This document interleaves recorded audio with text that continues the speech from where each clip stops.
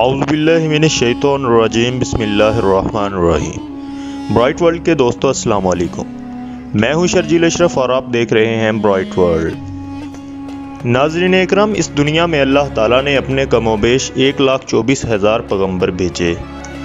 ان میں سے جس قوم نے اپنے نبی کی بات نہیں مانی وہ ناکام ہو گئی، اور جس نے اپنے نبی کی بات مان لی وہ کامیاب ہو گئی۔ ناظرین اکرام، اسی طرح کا ایک واقعہ حضرت داؤد علیہ السلام کی قوم کے ساتھ پیش آیا۔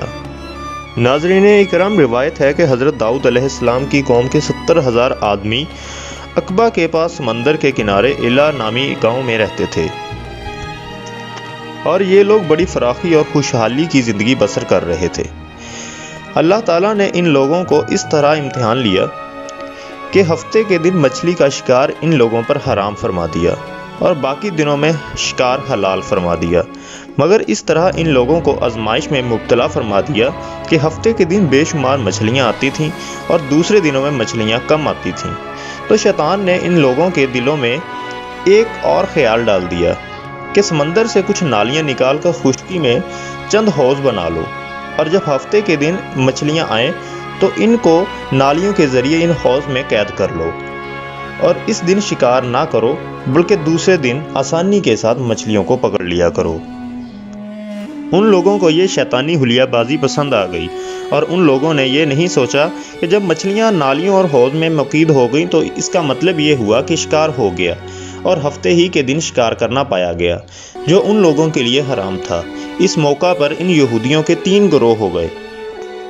ایک گروہ تو ایسے لوگوں کا تھا جو شکار کرنے والی اس شیطانی حلیہ سے منع فرماتے تھے اور ناراض و بیزار ہو کر شکار سے باز رہے، اور کچھ لوگوں ایسے بھی تھے کہ جو دل سے اس بات کو برا تو مانتے تھے لیکن منع بھی نہیں کرتے تھے، اور کہتے تھے کہ ایسی قوم کو کیوں نصیحت کرتے ہو جنہیں اللہ تعالیٰ ہلاک کرنے والا ہے اور سخت سزا دینے والا ہے۔ اور کچھ وہ سرکش اور نافرمان لوگ تھے جنہوں نے حکم خداوندی کی علانیہ مخالفت کی اور شیطان کی حلیہ بازی کو مان کر شکار کرنے کے لیے رضامند ہو گئے، اور ان مچھلیوں کو کھایا اور بیچا بھی۔ ناظرین اکرام، جب نافرمانوں نے منع کرنے کے باوجود شکار کر لیا تو منع کرنے والوں کی جماعت نے کہا کہ اب ہم ان سے کوئی میل ملاپ نہیں رکھیں گے۔ چنانچہ ان لوگوں نے گاؤں کو تقسیم کر کے درمیان میں ایک دیوار بنا لی اور آمد و رفت کا ایک اور الگ دروازہ بنا لیا۔ حضرت داؤد علیہ السلام نے غضبناک ہو کر شکار کرنے والوں پر لعنت فرما دی۔ اس کا اثر یہ ہوا کہ ایک دن خطا کاروں میں سے کوئی باہر نہیں نکلا، تو انہیں دیکھنے کے لیے کچھ لوگ دیوار پر چڑھ گئے تو کیا دیکھا کہ وہ سب بندروں کی صورت میں مسخ ہو گئے ہیں۔ ناظرین کرام، اب لوگ ان مجرموں کا دروازہ کھول کر اندر داخل ہوئے تو وہ بندر اپنے رشتہ داروں کو پہچانتے تھے اور ان کے پاس آ کر ان کے کپڑوں کو سونگھتے تھے اور زار زار روتے تھے، مگر لوگ ان بندروں کو نہیں پہچان پائے۔ ان بندر بن جانے والوں کی تعداد 12,000 تھی۔ یہ سب 3 دن تک زندہ رہے اور اس درمیان میں کچھ بھی نہیں کھایا نہ پیا، بلکہ یوں ہی بھوکے پیاسے سب کے سب ہلاک ہو گئے۔ شکار سے منع کرنے والا گروہ اس حالت سے سلامت رہا، اور صحیح قول یہ ہے کہ دل سے برا جان کر خاموش رہنے والوں کو بھی اللہ تعالیٰ نے ہلاکت سے بچا لیا۔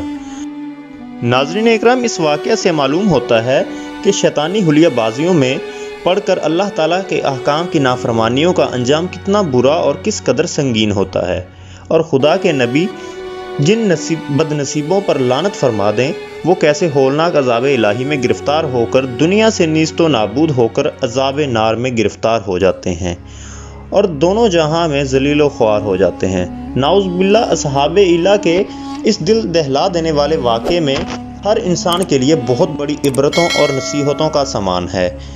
ویڈیو پسند آنے کی صورت میں لائک کریں اور اپنے دوستوں کے ساتھ ضرور شیئر کریں۔ اپنا اور اپنے گرد و نواح کے تمام دوستوں کا بہت زیادہ خیال رکھیے گا۔